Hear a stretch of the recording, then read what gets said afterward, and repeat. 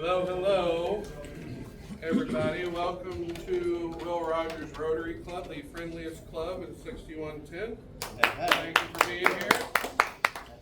Got a little group today, but we're all ready to go. So if you could stand if you're able to join me for the Pledge of Allegiance. Flags over here. I pledge allegiance to the flag of the United States of America and to the republic for which it stands, one nation, under God, indivisible, with liberty and justice for all. All right, thank you guys. You may be seated.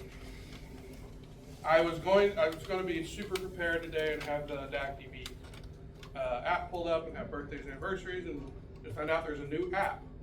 Do y'all know there's a new app for DAC-DB? Look in your app store and just look up DAC-DB. If the logo's changed, it's just a little group of 3 little outline individuals, red outline on a white square. The old app is no longer working, so just so you're aware of that.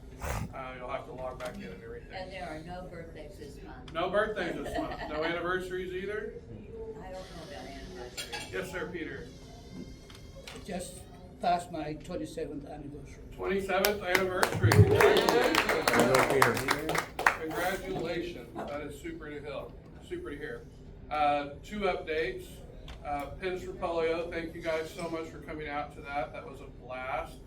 Thanks to a Paying It Forward member, we raised a total of $200 in bonus for that to send to Polio Plus. So that's great for a first-time little event. Yes, sir. You mean that Paying It Forward thing wasn't my fine for the lowest score? No, no, it wasn't for the lowest score. Yeah, Stan and Laura won our lowest score poor baby prize at their box of Kleenex. And who was it? The one Trent won, and then I can't remember who the other winner was. Wasn't it Kevin? Kevin, that's right. And Kevin won, so that was a lot of fun. Hopefully we'll keep doing that and moving on from there. Does anyone have any announcements or anything coming up that we need to be aware of? Men and Notes final performance of the season will be next Tuesday at University Village. They're on South Lewis, Okay. not far from Andy B's. You know, kind of between them and the surgical hospital. And it's going to be our final performance of the season. Okay, great. That'll be Tuesday at what time? I think we arrive at 5 and sing at 5:15 or 5:30. I'll have to check on that. Okay, perfect. That's awesome. If y'all can make that out, that would be great. Second little announcement, I am now proudly your unemployed president. You're still president, though. Don't I'm try still to get president out. here, just happen to be unemployed. And I just wanted to personally thank you guys that have reached out for support on that. And I've always landed on my feet. I will again. Just don't know quite where yet, but I appreciate your concerns and thoughts and prayers and all that fun stuff. That being said, I'll introduce. Oh yes, Susie. Well, I wanted to go over this. Oh yes. Handout. Can I go over the handout real quick? So, next week we'll be here, and the following week we'll be here. We don't know what the program is yet for the 27th. So if anybody has an idea.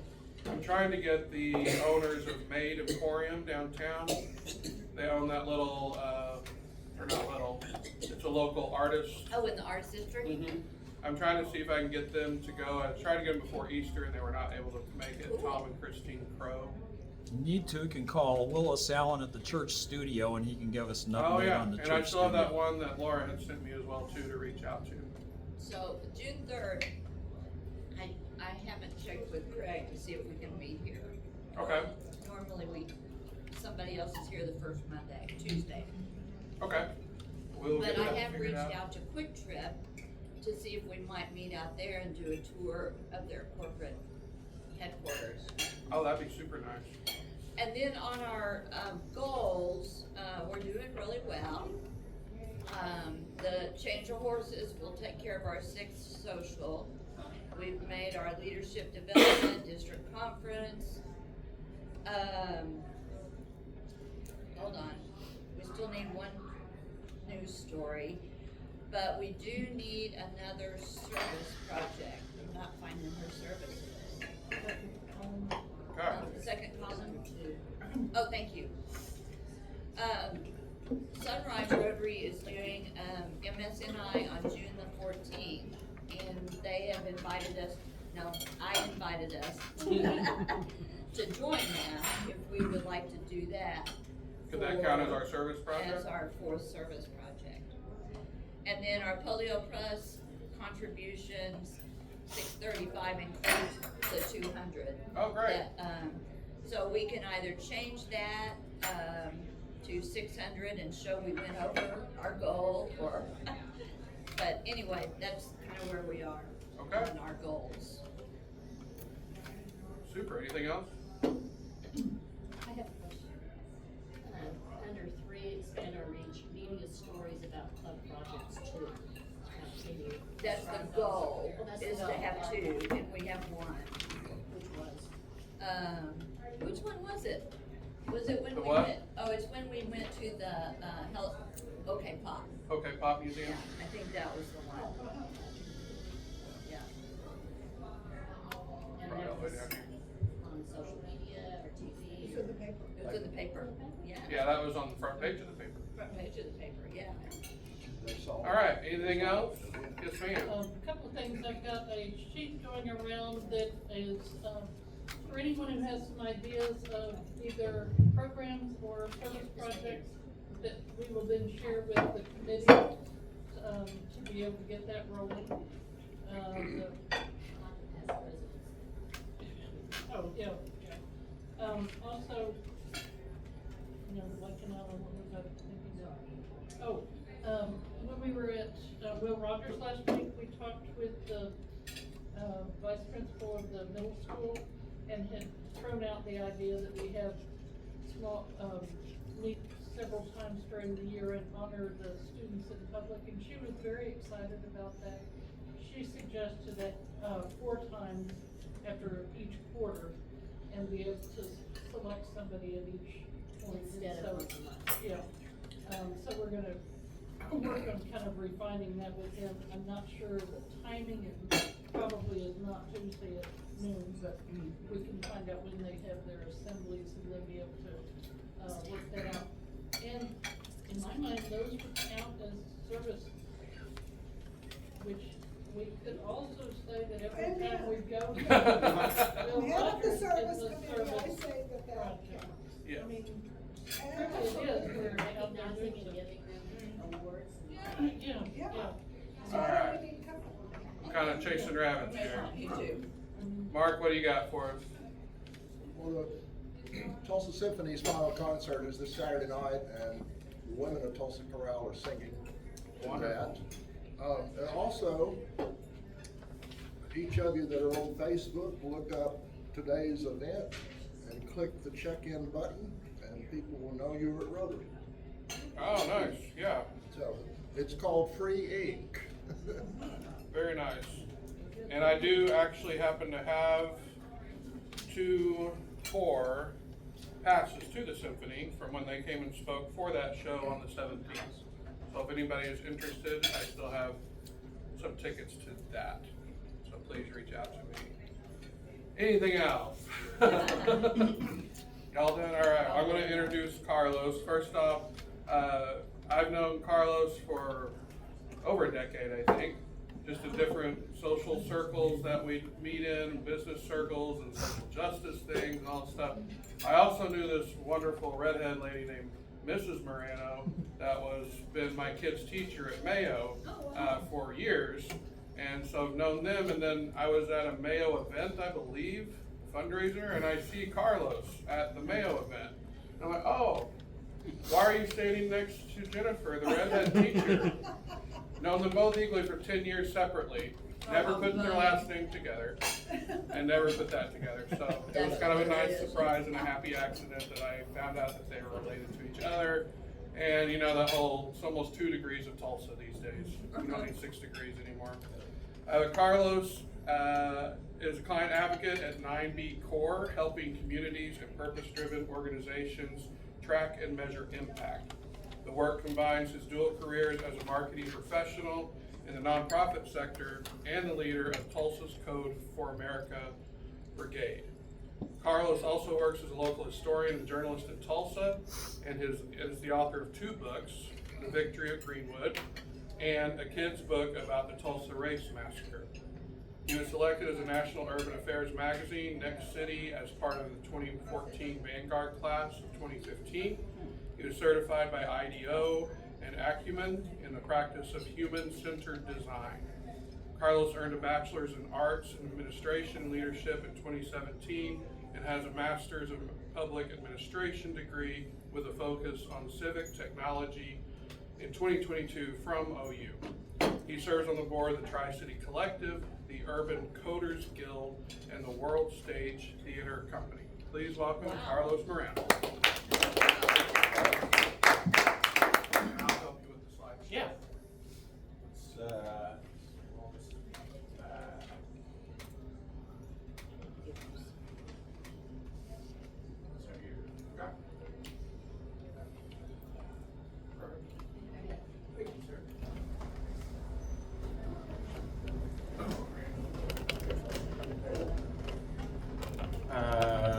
Is here okay for the camera? Yeah, that's fine. I wander around a lot, so I'll give you a warning. Okay. But yeah, thank you for having me. Hopefully you can see the screen, not too far away. Yeah, I thought I'd talk to you today a little bit about kind of some of the stories that are in my book. You know, I think when we think about Greenwood, and we think about 1921, the Tulsa Race Massacre, the narrative, at least in all the circles that I've been in, tends to be, you know, there was this place that was called Greenwood. It was destroyed in 1921. Nothing's ever happened ever since. You know, and when I first moved here, I was telling a couple of you that I'm originally from Santa Clara, California. Born in '76, 1998, moved to Oklahoma. And one of the first jobs that I got here in Tulsa was working for the Oklahoma Eagle. And if you know anything about the Oklahoma Eagle, they were started in 1938, and they can actually trace their history back a bit further. But from 1938 until 1998, they had been publishing stories about Greenwood. And I got to know Jim Goodwin, the publisher, his older brother Ed, who passed away, I think probably about 15 years ago or so. And I knew a lot of the elders who were in Greenwood at the time. This is the late 90s, early 2000s. And so this, you know, the images that you're seeing on the video screen, this was the Greenwood that I was told about. The Greenwood of the 40s, the 50s, the 60s. The Greenwood that existed before the highways came in 1971. And I got to hear about that Greenwood from the elders who'd, you know, grown up in it, lived in it. And a lot of them displaced by the highways and by the city and OSU acquiring a lot of the land in North Tulsa that's, you know, vacant now. And so people go over to North Tulsa, right? Yeah. Trying to get my bearings. North Tulsa's that way. People go over to North Tulsa and they look at it and they see like, oh, well, there's nothing here. This must be from 1921. Like, no. This is because University of Oklahoma, Stillwater, bought up all this land and tore down all these houses, and at the same time, the city came in and built a highway through all of it. You know,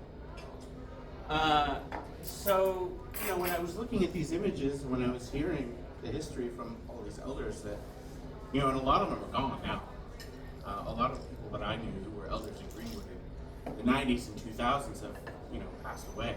Faith Yates passed in 2021. A lot of the older folks that I knew, you know, were kind of dying off in the 2010s, 2015s, and a few years ago. But they would tell me what it was like to be in Greenwood when they were growing up and when they were raising their families. And so, you can go over to the next slide.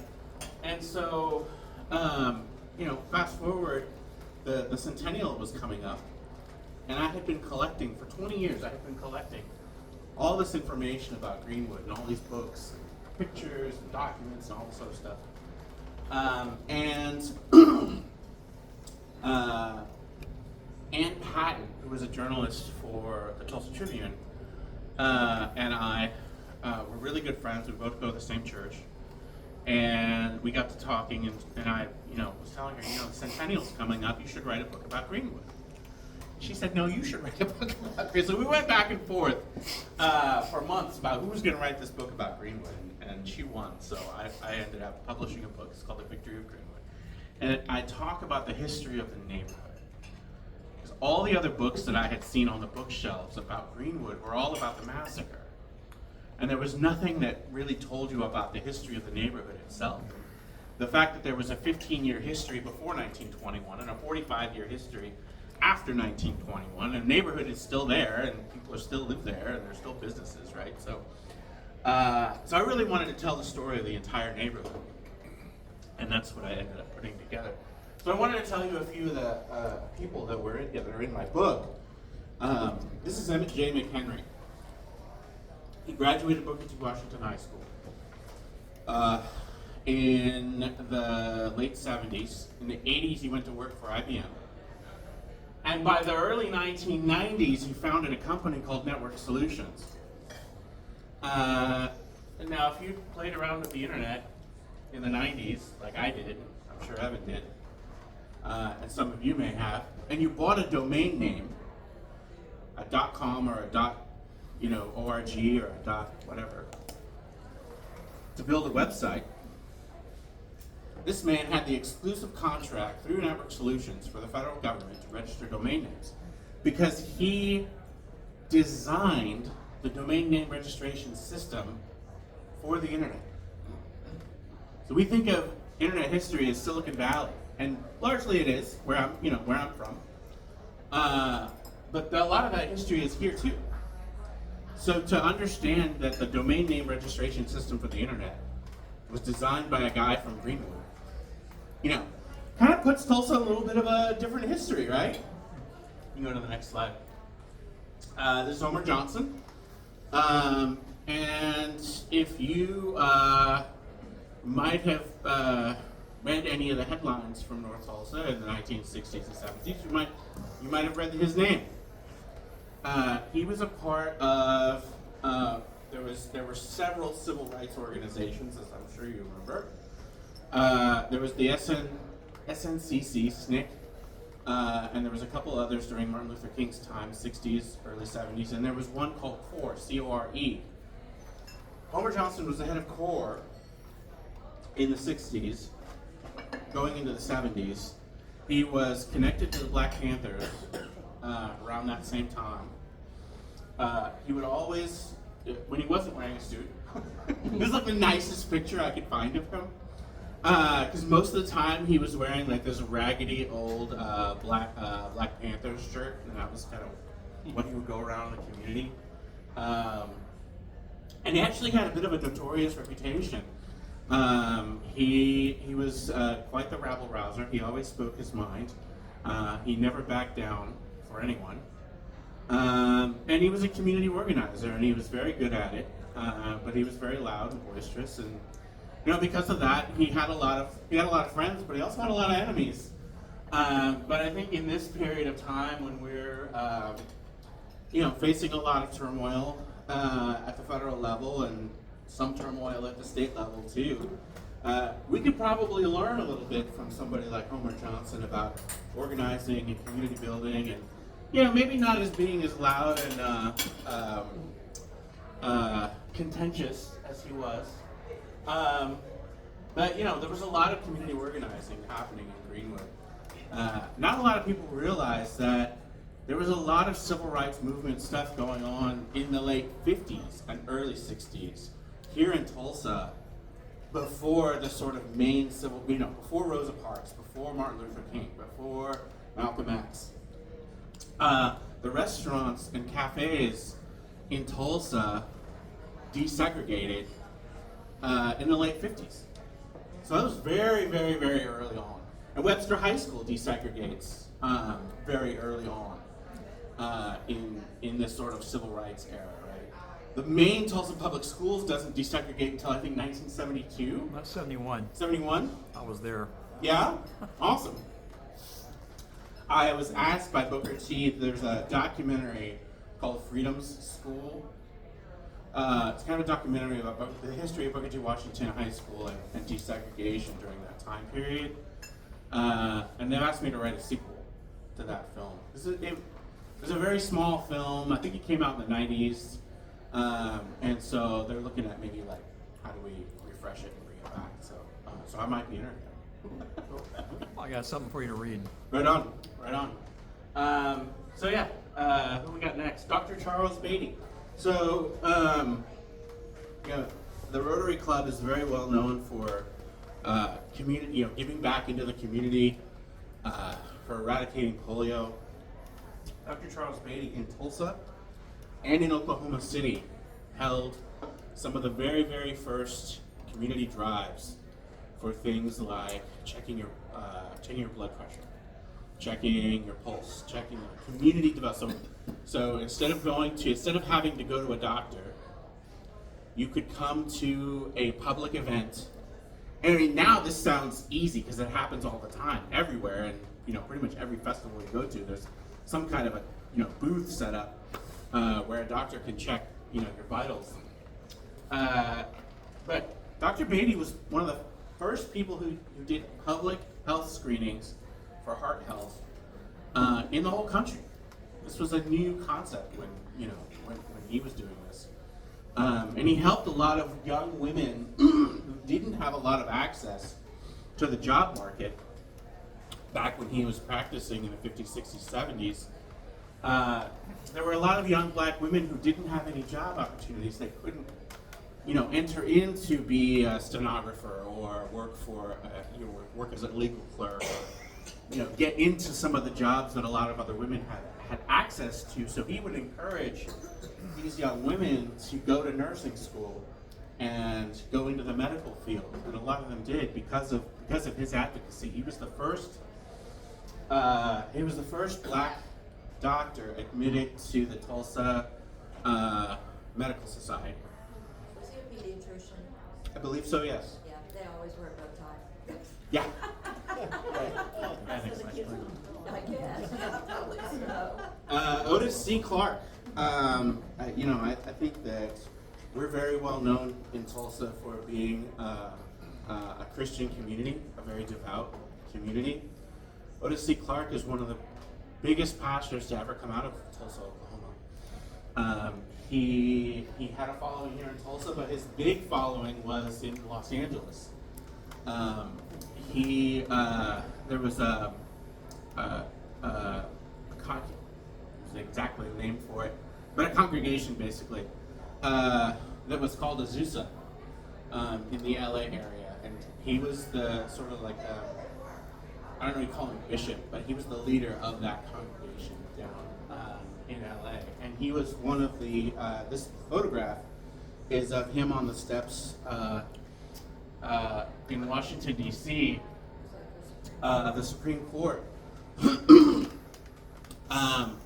He was one of the people that in 2001, so this was 20 years before the centennial, in 2001, there was a lawsuit that was filed, and it went all the way up to the Supreme Court for reparations for the massacre, and it was following a report that the state had put together that really was the beginning.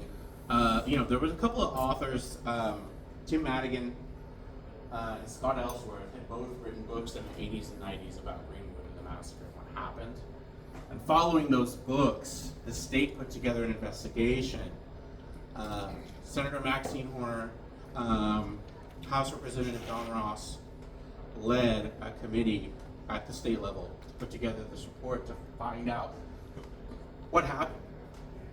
And following this report that was published in 2001 by the state of Oklahoma, Otis Clark, Eddie Fay Gates, and a lot of the elders,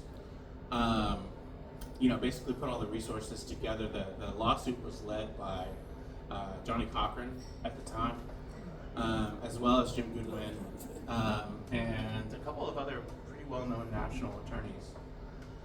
The case went all the way up to Supreme Court. It was dismissed by the Supreme Court in 2005, and everything just kind of like, you know, the wind was really taken out of their sails at that point. And really, we don't get a sort of like national call for reparations until very recently. After that, so but he was he fought very, very hard for that cause, and he's every single one of these people are. There's a chapter in my book, so there's 25 chapters in the book, and each chapter is a different person or a different family. Reverend Ben Hill, another like pillar of the sort of religious community here in Tulsa. Ben Hill was part of the desegregation fight. I hesitate to call it a fight. It wasn't really a fight. The thing that Ben Hill was able to do, and he was the pastor of Vernon AME, which is the church that you see behind him. And I think it's an appropriate picture that the church like is just as tall as him. It's like kind of a neat photograph. He was really tall. He was really tall, but also like he was really seen as like he was Vernon AME when he was there. He really was kind of a larger than life type of figure during his life, and all the old ladies at Vernon AME they all still talk about everybody. But yeah, like I said, I hesitate to call this the desegregation of the cafes and restaurants in downtown Tulsa. I hesitate to call it a fight because he really led an interfaith movement to say we're the African American Episcopal Church. We're going to bring in the Catholics and the Lutherans and the Jews and the everybody that he could pull together, and it was really truly across races, across religions, across cultures, this movement that said we're going to do the right thing in Tulsa.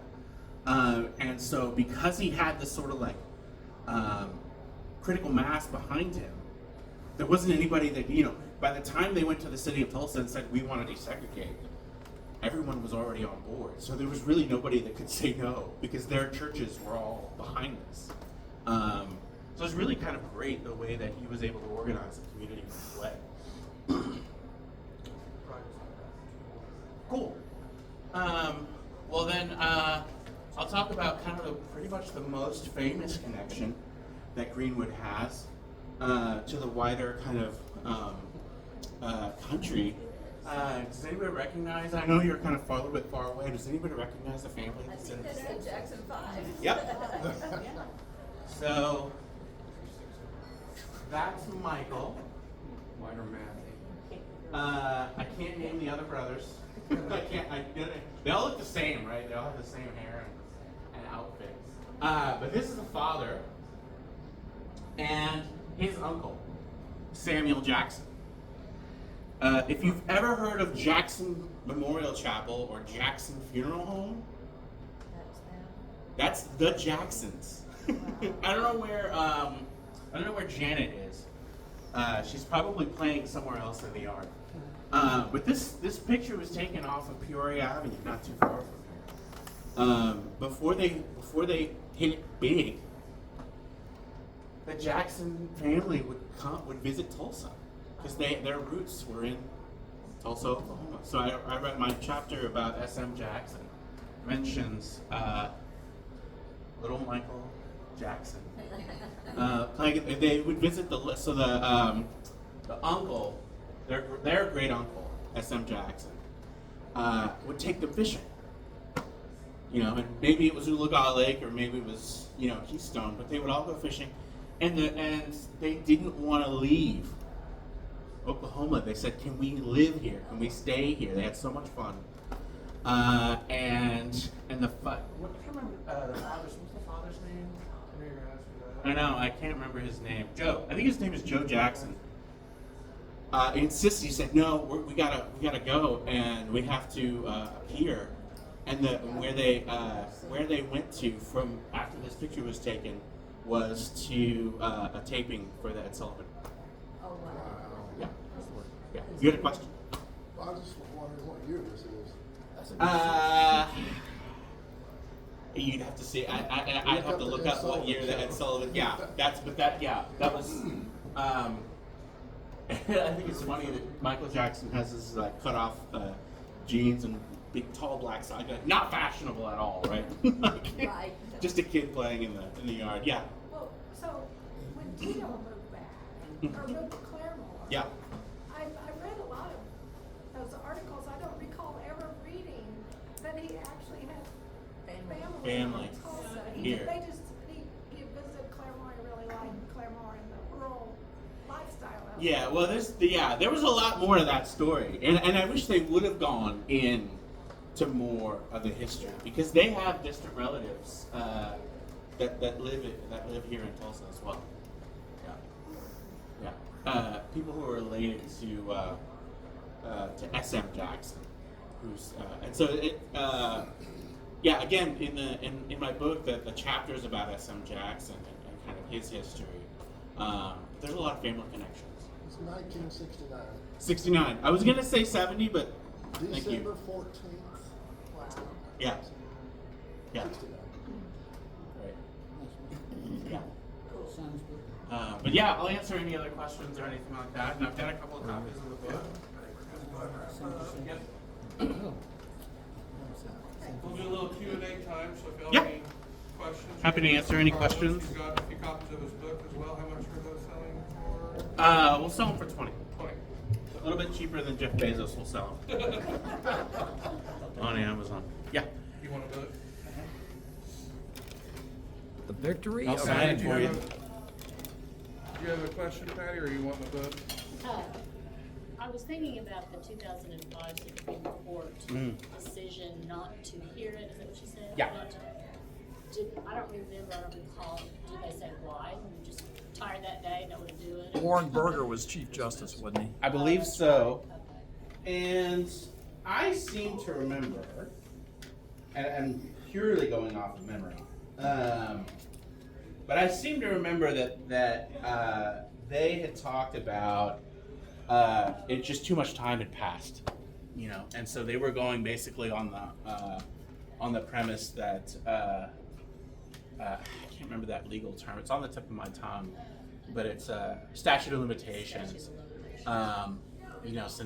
Since at that time it had been 80 some odd, years. Is I that, thought- I'm sorry. Is that what the city of Tulsa said as well? Because it kind of the last Yeah. 10 years it's been. In the most recent lawsuit that was brought to the city and then the state, the way that attorney Demario Solomon Simmons kind of gets around the statute of limitations is actually a pretty interesting lawsuit because his claim is a public nuisance claim. And that does not have a statute of limitations on it. And so his claim was that the community of Greenwood had gone through perpetual harm over the decades because the city chose not to invest in North Tulsa the way that they had grown and built other parts of the city. And so that was Solomon Simmons' kind of way to get around that. Now it didn't quite fly with the state, and the states dismissed it. And so rather than appeal to the 10th Circuit Court, rather than appeal to the national court, what they decided to do with their lawsuit is ask the Department of Justice to investigate. They came out with their results this last December. So there's a new Department of Justice report that was published in December of 2024. And that's kind of the latest that has gone on with sort of the litigation aspect of it. Well, the initial insult was that none of the insurance policies were honored because of the verbiage in them that Correct. in case of riot, and that's where the nomenclature became a problem. Yes. Race, riot, Right. and this is big in getting it switched. Yes. Right. Right. In, Yeah. in writing your stories, were any of the people that you wrote about still alive? Yes. Yes. Mabel Little was still alive. Katie Faye Gates was still alive. Let me look through. And so you were able to interview them? Some of them, yes. Who else? I wrote a chapter about the Goodwin family, and so I was able to interview several members of that family. They're probably the family that I'm closest to. Is that the same Goodwin family as Regina Goodwin? Yes. Okay. Mm-hmm. Regina is Ed's daughter. Yeah. Senator Goodwin. Yes. Yeah. And Emmett. I'm still in touch with Emmett McHenry. So. I bet it was quite a journey doing all the research. Yeah. Oh yeah. More than 20 years. Wow. Wow. Yeah. So Yeah. the Johnson you talked about, any relation to Hannibal? Not that I've found. Okay. Hannibal's from Fort Smith. Hmm? He's from Fort Smith. Yeah. Same graduated same high school as my dad. Right on. Who did Hannibal? Did? Hannibal. Oh. Fort Smith. Well, Yeah. what was? Then it was North Side. Now it's North Side. It used to be Fort Smith. Okay. Right on. Cool. So you got a lot of exposure with the press. Can you get us another? Can you get us another thing for the press so we can make this goal? Oh. Tell me more about it. Yeah. I'm just kidding. Okay.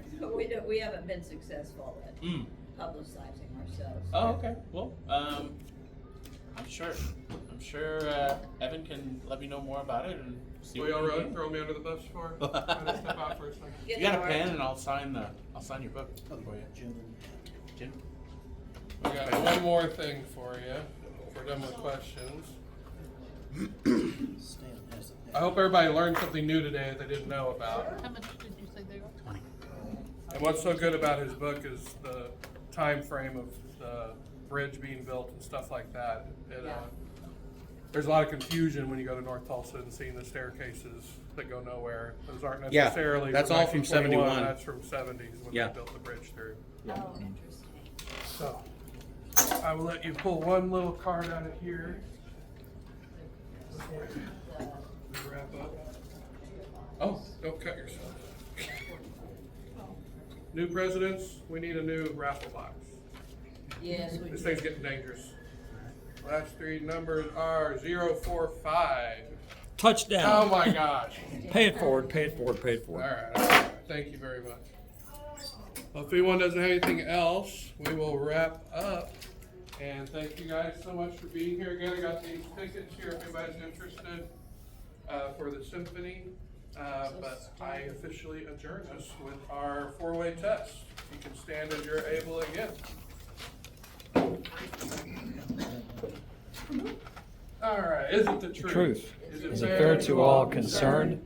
Will it build goodwill and better friendships? Will it be beneficial to all concerned? And will it be fun? And will anyone find Thank you out? guys. We are officially adjourned.